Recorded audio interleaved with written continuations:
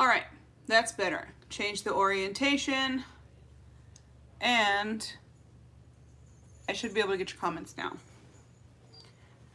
Oh, nobody needs to see all my stuff. All right. And y'all should be able to hear me without my headphones. That's more for me and the whole podcast thing.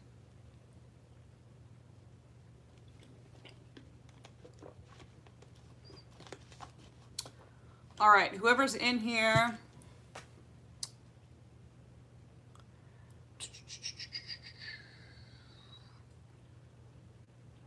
All right. Comments are turned on. So if you comment or say something, I should be able to see it. It was a setting I had to fix. So to answer the question of where have I been? Well, I wish that it was a really short answer, but it's not. Well, I guess I could give you the shortest answer. Hold on one second. I have way too much stuff going on. So as most of y'all know, I wrote a book. And I'm currently writing the second book. Now, I prefer to write on the road. I miss the road. I'm not driving right now. Obviously, I would have been posting. Excuse me. That is part of the problems that I'm having. I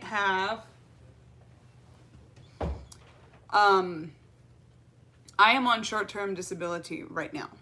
That's the short answer. Why am I on short-term disability? Because I have to have a surgery. So, I had gastric sleeve surgery, which y'all, there you go. I can see you now. What up, Lonnie? I had gastric sleeve surgery 2 years ago, as y'all already know. And I had acid reflux before the surgery. They wanted to do the bypass. I didn't want to do anything that permanent, and now it's come back to kick me in the ass. So I was on my truck and I was vomiting bile. So I came home, got off of HEB for a little bit, went to the hospital, and they found a mass on my liver, and they kept doing more and more tests and found out that I did have a mass on my liver. We got it biopsied. It's fine, but I do have to have surgery. They have to take my sleeve and revise it into the bypass to stop the acid reflux and bile reflux that I am having. So in the meantime, I can't sit down for long periods of time. I definitely can't be climbing in and out of the trucks and the trailers. I can't be bouncing up and down. So I am volunteering back at the clinic that I was at before, which I always go back to. So, and really just trying to find time to work on the book. The second book is proving to be a lot harder to write than the first one, because the second one is telling all of my personal negative behaviors. In the first book, my dad is really the monster. And I've told y'all before, as the books, continue, as the series continues, there's a transition with all of the characters to the point now where my dad obviously is no longer with us. I have a so-so relationship with my mom, and I don't speak to any of my siblings at all. And most recently, my uncle, actually just a couple of weeks ago, decided he didn't want to be here anymore. So still a lot of people dying in my family, and I had a lot of medical stuff going on. So no, that's what I'm talking about right now. I'm actually still an employee of Swift. I'm on short-term disability right now. We will check that out again in January. They found a mass on my liver. So I was driving, anyways, I was sleeping, and I was throwing up what's called bile, which is basically your shit that goes through your gallbladder. I was throwing that up, and it burned my esophagus. And when I went to the hospital, they found a mass on my liver, and it had to be biopsied, actually. Last week I had a biopsy. If I didn't have all of this going on, I would show y'all my nice little hole that I have there right here because it's on the left side of my liver. But no, I am on medical leave right now.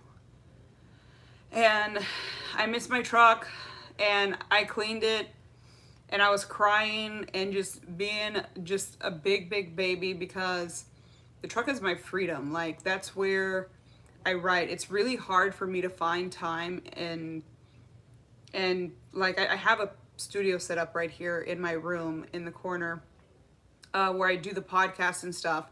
And while I haven't been able to do a book tour or any of that kind of stuff because of COVID, I have been able to connect with people via podcast and social media. And really, I took a break from that because of my family. I know quite a few of you on this channel have read my book. Thank you. Quite a few of you on here have read my book, and for those of you who have, you would understand why actually, I don't know that you would understand because I don't understand. My family, can I ask your fashion question? You can ask me anything you want. I will always give you the good, the bad, and the ugly. So, could you please show us how you tie...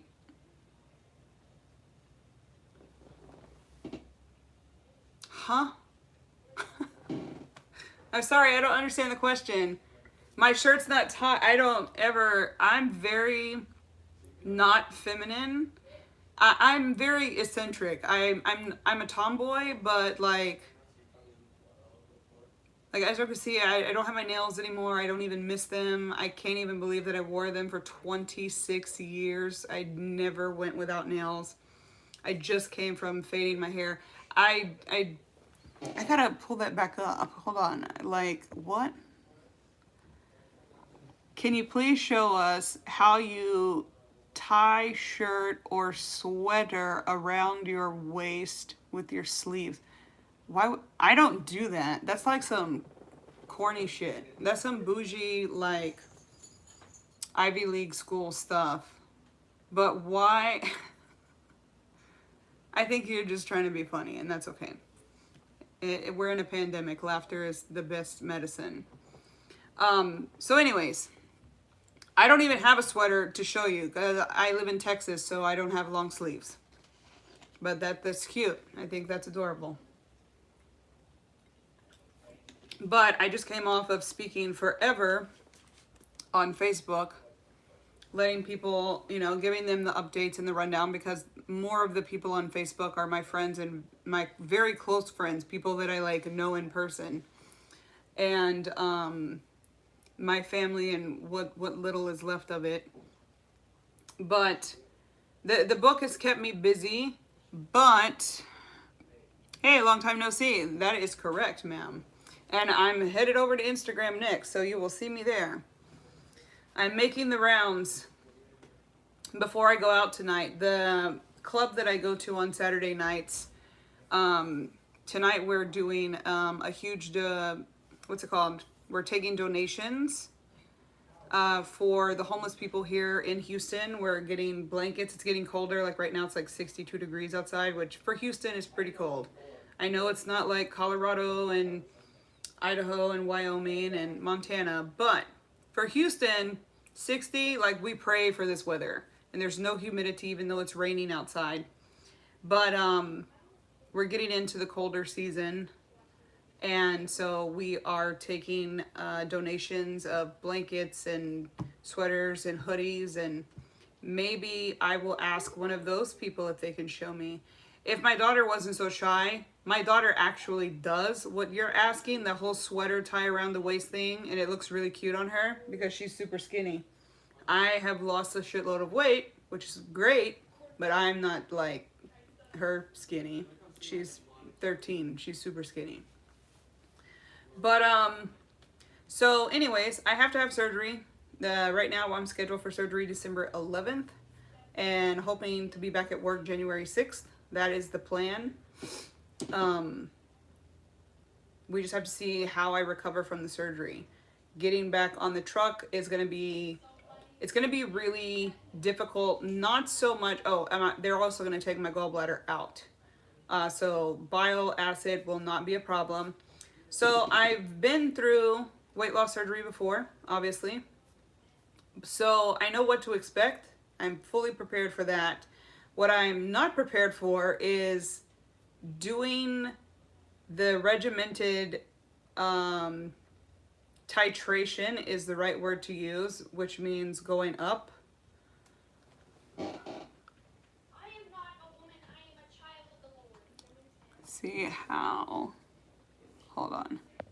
It takes it away so fast, it drives me crazy. All right.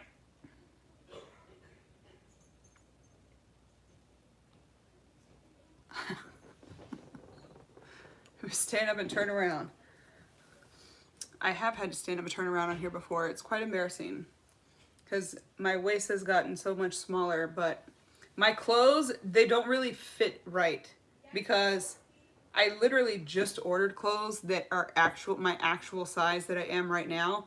And then when I found out that I'm having to have the bypass done and I'm going to lose like another 75 pounds and get down to like 140, I was like, fuck this. I am not buying any more clothes. So all of my clothes are like baggy. My pants are baggy. Everything is just like huge and baggy.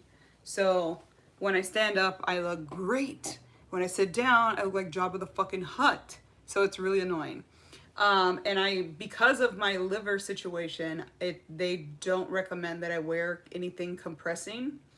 So until the gallbladder is taken out and the tumor has a place to kind of like rest, I can't wear any kind of compression garments, which to be perfectly honest, I've never been a fan of them anyways. So I like to be able to breathe and to walk. And fun scientific medical fact, whenever you're wearing compression garments, for you ladies, and there's very few ladies on here, but for you ladies, when you wear the compression garments, you actually, after 2 to 3 hours of wearing them, the gas that our bodies naturally develop over the course of the day, by the 2 to 3 hours out, you actually start to feel bloated. And it's one of those topics that all women go through, but they don't really talk about it. I talk about everything. So the reason that you get bloated and wind up looking pregnant, you're like, hey, why aren't these Spanx? Or I wear Skims from the Kardashians. I think that's the best thing Kim has ever done in her life. But now I can't wear anything because I have this tumor. And Skims, I can tell you 100% for a fact, does not do the bloating thing because they don't compress you. They're not as constricting, and it's a breathable material. But compression garments are not good for you because the gas doesn't have anywhere to go. So then all of a sudden you're at the club and you're like trying to hit on people and you got all your stuff tucked in everywhere, which is something that I've never understood even as whenever I was younger. Why are you always asking for my phone number? Like, honestly, who are you? I think you're a troll. You might be a friend of 50. Hell, you might be 50. 50. I have found so many accounts since my book has come out, and I have like a whole marketing team and legal team. They have access to all of my accounts. And we have found so far 13 different accounts linked to that same IP address. It's so pathetic. But, you know, hey, if you got to watch me to keep yourself alive and going, then, you know, that's okay. But we're not going to give any more attention to that guy. So moving on. So yeah, I can't drive right now. I can't do anything. So I'm back at the clinic, just helping out, doing what I can as a form of income. The book brings in income. Obviously not as much as it could if I was able to actually do the book tour and all of that stuff. But hopefully we're planning a tour for the summer. So that'll be fun.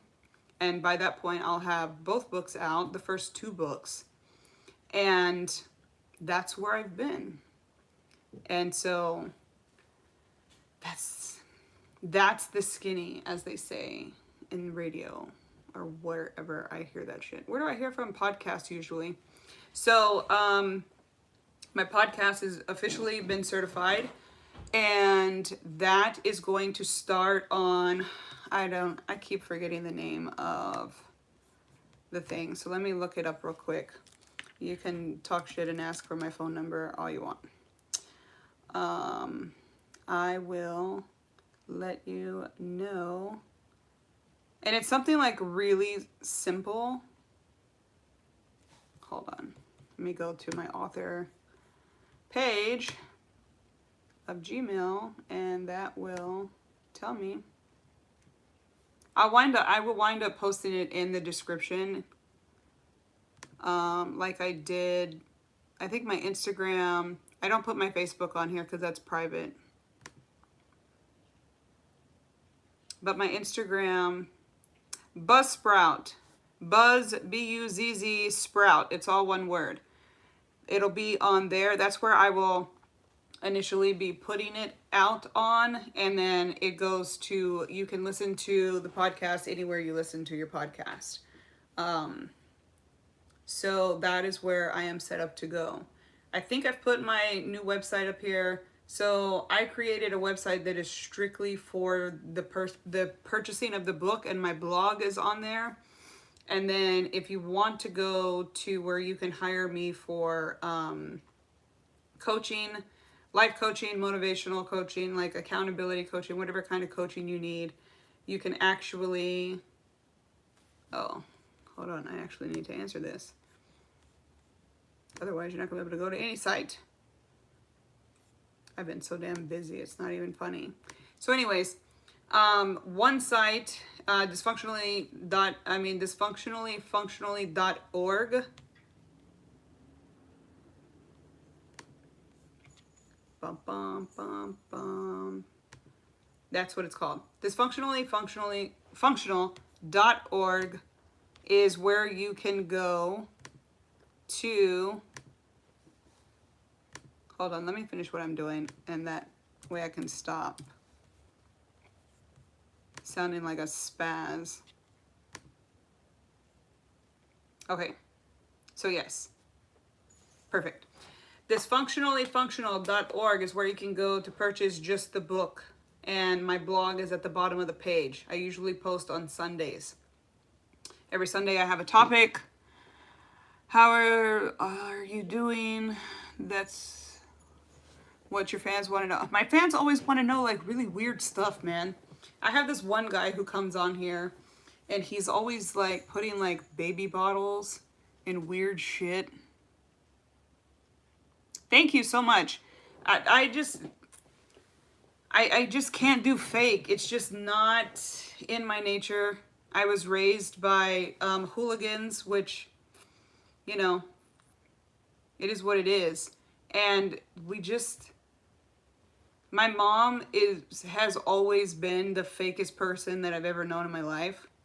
Like, she's the type of person that I wouldn't trust to tell me that the sky was blue and the grass is green. She could tell me all she wants, and I won't be rude to her. I'm very respectful to my mom, but I'd actually have to go outside and check it out for myself. And that is one of the biggest reasons. It's one of the biggest wedges that's always been between us. My dad, while he damn near killed my mom. The book trailer that I put up it's a PG-13 version of my actual life that I talk about in the book. But, you know, my dad forced us to, myself and my younger brother, you know, he forced us to like watch him practically kill my mom. And she was in a coma for weeks, and we didn't know if she was going to come out and even know us anymore. He was very abusive, but he was only abusive to her. He was never abusive to us. But we were terrified of him because we saw what he was capable of. So I am doing okay. I'm doing great, actually. My liver biopsy came back normal. It's just a bunch of twisted up blood vessels that became a mass, and we just have to watch it once a year. it was growing and it has stopped growing. And once they did the biopsy, it doesn't have any carcinogenic genetic mutations. We even went as far as to do a genetic testing to make sure that I don't have any carcinogenic genes still in my body or anything like that, and I do not. So my children are safe, and my children's children will be safe. We've done extensive testing. I have spent countless hours in and out of all kinds of testing and hospitals and stuff, trying to make sure everything is still good and working. I just have to have this surgery where they take my stomach, cut it out, and just make it the gastric bypass. So I'm gonna lose about another 75 pounds. And then I was gearing up to get my skin surgery done, but I'm gonna obviously hold off because I'm gonna lose even more weight. And my weight that I can look to be at probably a year from now is gonna be 145. And that's where I will stay. So right now they're just pumping me full of supplements, organic, of course. Y'all know I love my organic supplements. Actually, somebody asked me on YouTube what supplements I use. They're called Kyani. And if you try to go purchase them somewhere, ask me first because I sell them at the clinic. But like this one little pouch, and these are easy to carry on the truck. I don't know if you can hear the liquid. Let me see if I shake it right. Anyways, these are liquid. So you literally just tear the top off and you drink it. This is equivalent to 28 ounces of antioxidant berries. So this keeps you all flushed out, keeps all the free radicals out. And then this one here is collagen protein. Everything is organic. Nothing I put in my body has more than 5 ingredients in it. And this is, again, it's just a liquid. You drink it on the go. Instead of taking like ADHD medication, these little shots, oh my God, the ring light makes it really bad. There we go. Yeah, focus, clarity, energy. These things give you shitloads of energy. I'm not gonna lie though, y'all know I keep it real. This thing is fucking disgusting. It says peach mango. It doesn't really taste like peach mango. I can't even tell you what it tastes like. It's gross. And I'm a person who hates Jägermeister. Can't stand it, never been a fan. But I am a fan of this. This kind of tastes like Jägermeister, but it is nitric oxide enhancer. And so what that does is for truck drivers especially, and me now, that I can't sit for long periods of time, so I don't take as much of this, but when I go back to driving, I definitely will take a shitload of this. It's a nitric oxide enhancer. Nitric oxide is naturally in your body, and it promotes your blood circulation. So because y'all sit down for long periods of time, you take a couple of drops of these 3 times a day, and whether you're sitting down, lying down, whatever you're doing, your blood circulates just as if you were exercising. So there's no swelling, there's less chance of calcification or clogging of your arteries, and again, it gives you energy because oxygen is transferred in our body to our organs via our blood cells. And when you have your blood constantly circulating and flowing, then you don't get tired, you have more clarity, you have more focus and energy, and all of them go together. So, and then of course I still do my IVs for my vitamins and my minerals. And right now just really pumped up on vitamin C and zinc in powder form. It is compounded at a special pharmacy for me because I have a malabsorption issue since I had the bariatric surgery. We can't take like capsules and stuff. And the shit that you buy at the pharmacies and stuff. Hello, welcome. The stuff that you buy at pharmacies and stuff is not good for you. So I get it compounded at a pharmacy. All you truckers that are lucky enough to still be out there on the road. Yes. it's very, very important to stay healthy on the road. Definitely very important. Don't eat the truck stop food. Like, it's just like when I took my son with me this summer, I told him, like, he was excited. There was food every time we stopped, and I was like, dude, don't eat the truck stop food. You don't want to do it. You're gonna make me pull over. I'm gonna have to re-plan this trip because you're gonna be shitting your brains out. He didn't listen to me the first time, and yeah, it was an issue. So, it's just good to have quick, healthy stuff. But here's the thing about being healthy, like this one here, Sunrise. Oh, and then at night I take 3 little gels. They're little gel capsules. They're by my bed. I'm not gonna get up right now, but they are omega-3s, which is super, super important, and it flushes you out. I used to take the vitamin patches. They work really well. Yes. Why does it take the comments away so fast? I want to read.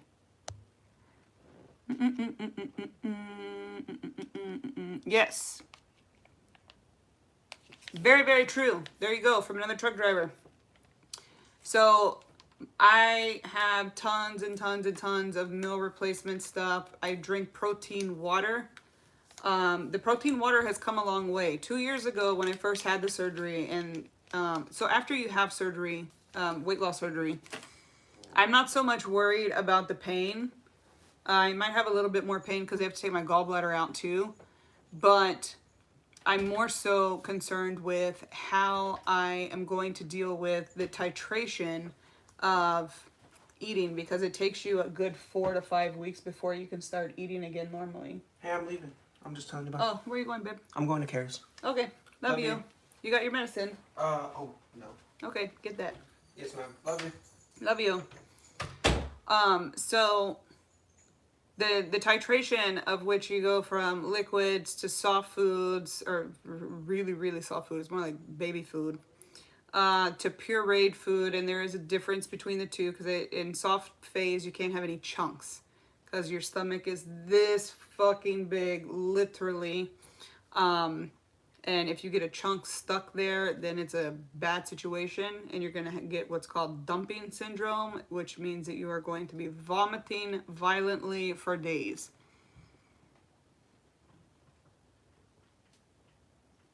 Yeah, truck stop food is just not, it's not good. I found that even Subway, I was just like, some of them, because the doors are opening and closing so much, there's flies everywhere. It's just, truck stops are disgusting. They are. They're just gross in general. So that's why I always cooked.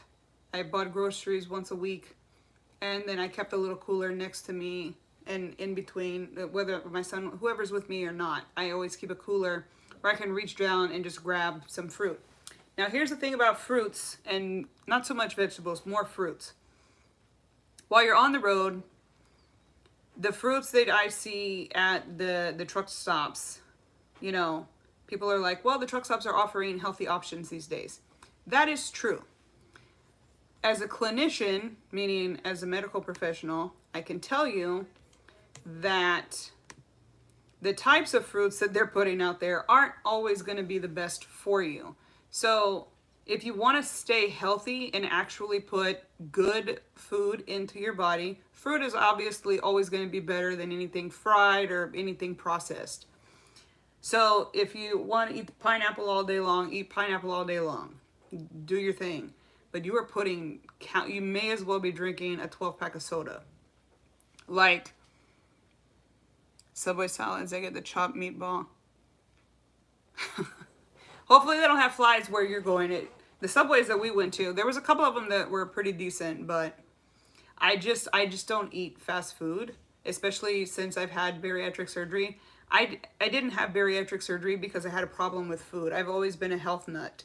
I have a lot of autoimmune disorders and was on bed rest all the time. And I ended up being on 23 medications and shitloads of steroids and chemo pills and all kinds of stuff.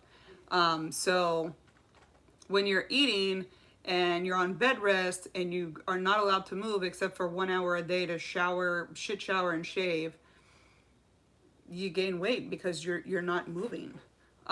So that is how I winded up gaining weight. And it's also another reason I chose not to do the bypass, because I wasn't a person who had a problem with food. I've always been a health nut. Truckers, you just got to be careful. Like, pineapple has tons and tons and tons of fucking sugar. So when you're consuming that much sugar and you're sitting in you're sedentary for countless hours a day, you're not moving, then you may as well just be drinking cans and cans of soda. Yes, made it through. I did make it through the sleeve, and now I have to have the bypass because, as a medical professional, I am the worst patients. We make the worst patients because we think that we know better. And now I'm having to go back and have a revision surgery. So when I get back on the truck, I will probably be at the soft food phase, and then I'll have to work my way up to the pureed phase. Luckily, I keep a blender on my truck. Y'all have seen my truck before. I'll have it set up the same way.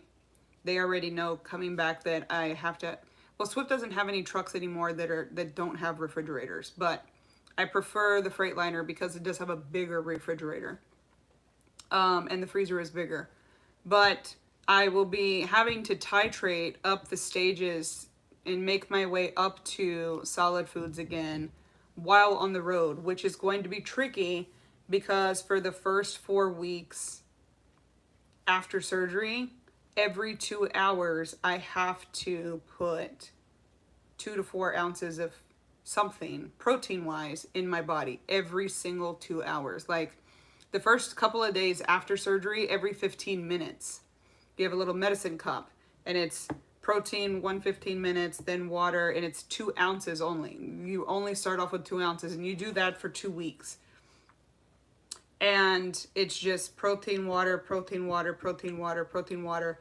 And then in between, there's a whole shitload of supplements that we have to take, and we can only chew them or drink them. And so you have to spread those out because your stomach is the size of a quarter. So I think that's going to be the hardest thing. I'm not worried about the pain or the healing process or anything like that at all. I'm going back with a decent enough amount of time to where the pulling from the, obviously, so they do it laparoscopically. You have 6 trocars. Holes from the trocars are the big wands they stick in you and they suck everything out with. Those take a little while to heal, and they've taken that into accountability on my go back date. So far I'm set to go back January 6th. We'll see how it goes. In the meantime, I am going to go to Virginia right after surgery. I'm going to Virginia to see my daughter for Christmas, and that'll be my first test to see if I can. I wish I knew how far away I was sitting, and this thing takes it like you're literally on my screen for like 2 seconds. There we go. That sounds like a lot of work, but thank you very much. Thank you for stopping by. I'm fixing to run. I didn't know I'd been talking for 30 minutes already. I gotta go over to Instagram. But no, I'm still doing a lot of the same things that I've always done. I've added a few appendages, which I know I'll get a lot of shit for because y'all are always talking crap about my tattoos and piercings. Do I have any new tattoos? Yes, I do. Hold on. I got the name of the book tattooed. So we have dysfunctionally, well, I'm on the computer screen, so I'm backwards. Dysfunctionally, well, this way, functional. Can't see the function because of my watch. Dysfunctionally Functional, that's the name of my book. And for those new people here, ow, I'm trying to reach down here. Ba-ba-ba-bum. The link is in my bio. I need to add the new website that's just for the book. But the website that's there right now is also run by my marketing team. I do a lot of motivational speaking now, which I've always done. this is why the book series is a thing. Is to tell how you don't have to be a product of your environment. You don't have to settle. You don't have to come from poverty. If you come from poverty, that doesn't mean that you have to live off the government and be on welfare and do drugs or sell drugs and do all of these things. I did a lot of these things. And I got pregnant when I was 17 and was on the streets, and, you know, I go through my whole life story. But thank you so much.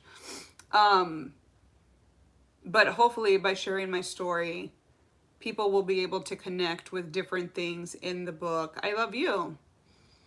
People will be able to connect with things in the book and stories in the book that myself or my mom or my brothers or anybody that you connect with in the book. People are going to connect with different characters for different reasons.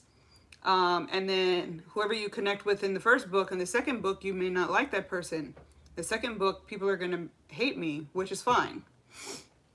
In the second book that I'm writing right now, I'm actually finding it harder to write than the first one. Because in the first one, I'm a child. I'm ages 4 through 22. The choices that I made 22 through, I think I'm doing 30 in the next book, I didn't make a lot of good choices. I put my family through hell, and I'm having to write about it and really take accountability and own it. But to put it out to the public, it puts me in a very vulnerable state. And while I do like to keep things real and open and honest, these are things that are just kind of like, people look at me, like I said, I've been a motivational speaker now and done symposiums and stuff like that for years now. And people come to me for advice. People pay for my time, and it's amazing. And I'm very good at what I do. But the reason I'm good at what I do is because of all of the shit that I've been through. And so while it is really, really hard to be so vulnerable and so open about some of the things that I did and some of the choices that I made for myself and for my family, and how in the hell my husband stuck around and is still here, even with this flag above my bed. And that's a whole other subject in and of itself. But it is really, really hard to just toss that out into the world. It's easier when you're talking about how other people's actions affected you. But when you're writing about your own actions affecting other people, specifically your children and your husband, that shit is hard. So I am finding that it is much harder to write this book than it was to write the first one. And the first one was fucking hard to write. I had to relive a lot of stuff. I took a lot of fucking shit from my family because they were pissed that I used our real names and all this other stuff. And they think that they're entitled to some kind of royalty or whatever. And I'm like, bitch, go write your own fucking book. Like, and you didn't give a shit about how your actions affected me or any of my siblings back then. Why do you care now? Like, why? So I still deal with a lot of that. And I've just gotten to the point now where I just hit block. Because I've gotten to the point in my life where the only people that are important to me are the people who are under this roof. Hello. Oh, what the fuck are you doing, dude? Come on. I'm sorry, what? What are you trying to spell?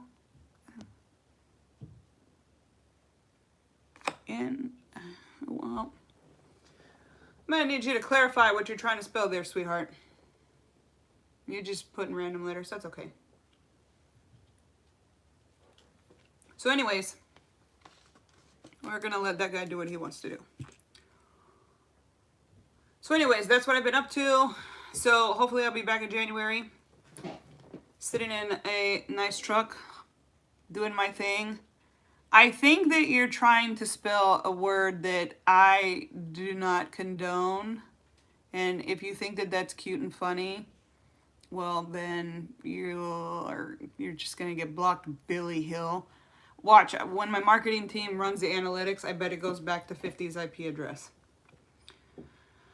We'll just add it to the list, dude. I report you all the time. It's fine. I think it's cute that you're so fucking obsessed with me. Like, get off my fucking dick. Seriously. Nobody gives two fucks about you or your flatbeds or anything else. Could care less. See, so like people like that, you just have to, you know, finish your shit and then get the fuck off. Look, my people are already on there. Look, there you go. You don't think I have a marketing team that watches all my shit? There you fucking go. There you go. Bam. And that happened live. So y'all see it. So anyways, haters gonna hate. So there you go. But I just wear it on my shirt now. I've always worn shirts that say things. I don't believe in capitalism. I'm not a big fan of corporate. I'm not a fan of corporate America at all. I'm more for the little people, the hardworking people, and yeah. So I support my friends. My friend Rhea has become very famous on TikTok, and I own like everything that she's ever come out with. As well as, you know, feed the hungry, which is what we're doing. Okay. Bye. All kinds of stuff. So you're always going to see me having a shirt on. Not all of them say fuck haters. They all say different messages, but they're all more about empowering people to be themselves and to build each other up, specifically women. Women have they're at a pivotal point right now in this time. In stage 11 of Jumanji that we are living in right now, women have a very big piece of the puzzle, if you will. And hopefully they don't really fuck it up, because women can fuck up shit a lot. And I'm a woman, so I'm okay. I can say that, and I don't give a fuck what anybody says. I would never vote a woman president unless she fit the criteria. The first thing is she has to have already gone through menopause, because women are just too fucking emotional. I've gone through menopause, and I can tell you 100% I would have gone through menopause at a much earlier age if I could have. And I went through menopause at 28. I am now in my 40s. So I am the most chill, relaxed person. I'm not on any hormones. Hormone therapy never worked for me. But before menopause, I was super emotional. I made crazy reaction. I reacted to things very emotionally, and that's how women are programmed. So why the fuck would I want a bitch running the country? Like, why? It's just, it didn't make any sense. So, enough about politics. I don't like talking politics. But anyways, I wanted to come on here and let y'all know where I've been. I've tried to keep up with the messages typing wise, but I stay pretty busy. And I've been in and out of doctors and MRI machines and surgeries and biopsies and just so much shit. And now I'm getting ready to go. Yeah, it's almost time for me to get ready to go. To get ready to go out in the club. If you're in the Houston area, I hang out at Pearl, Houston. It is it's a historical place. I'll just leave it at that. It's a lesbian bar, so if you're a dude, you might want to give me a heads up if you're coming to visit me. Dudes do go there. I mean, it's the most safe and friendly place. Everybody loves everybody, and we're taking, like I said, they're taking up big donations for the homeless communities in Houston to make sure that, you know, they at least have canned goods that they can open without can openers. A lot of these people don't have a lot of room in the carts that they have with them. Some people don't even have carts. So if you're in the area and you have any blankets, hoodies, beanies, sweaters, hats, anything, socks, pants, oversized, they're clothes of all sizes. Homeless people come in all sizes. If you are in the area, definitely hit me up if you have something that you want to donate, and I do not mind going pick it up. Oh, this thing's telling me to breathe. I'm breathing. I promise I'm fucking breathing. Anyways, I love you all, and y'all won't see me again until I come back. And I hope that you had a very good Thanksgiving. We had a great one. And for Christmas, I will be in Virginia. And hopefully, if that long trip goes well, I'm not going to do it straight through because where she's at, she's 27 hours away. And I'm going to be traveling with my kids. So 27 hours. I have done that straight before when she first went there. And it was rough. Thank you so much.